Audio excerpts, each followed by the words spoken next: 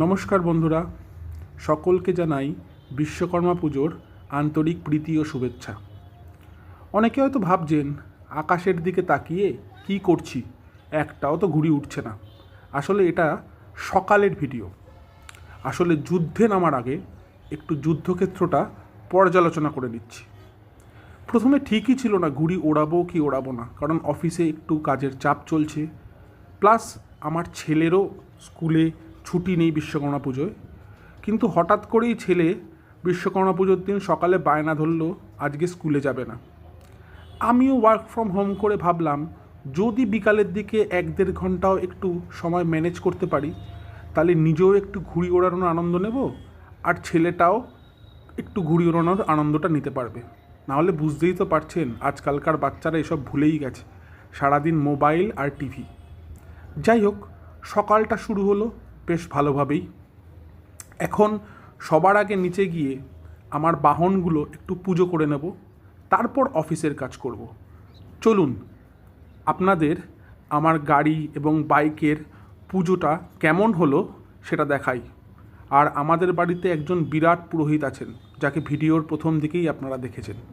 চলুন সেই এক্সপিরিয়েন্সটাও আপনাদের সাথে শেয়ার করে নেব।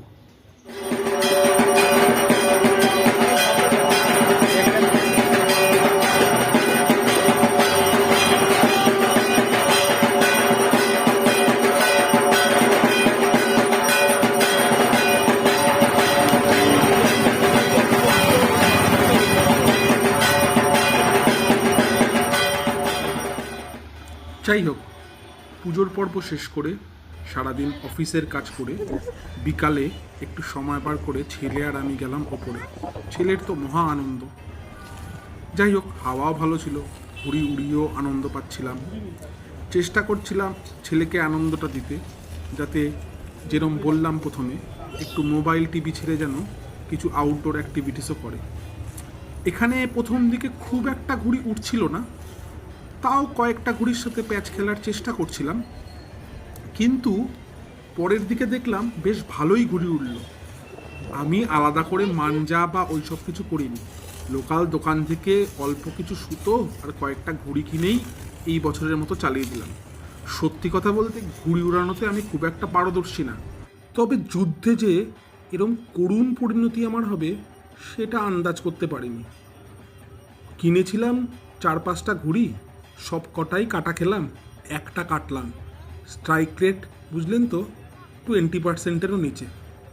যাই হোক, অত দুঃখও পেলাম না, কারণ আমি জানি না, সবারই আশা করি মনে হয় বিশ্বকর্মা পুজো চলে আসা মানে দুর্গা পুজোটাও বোধহয় দরজায় কড়া নাড়ছে।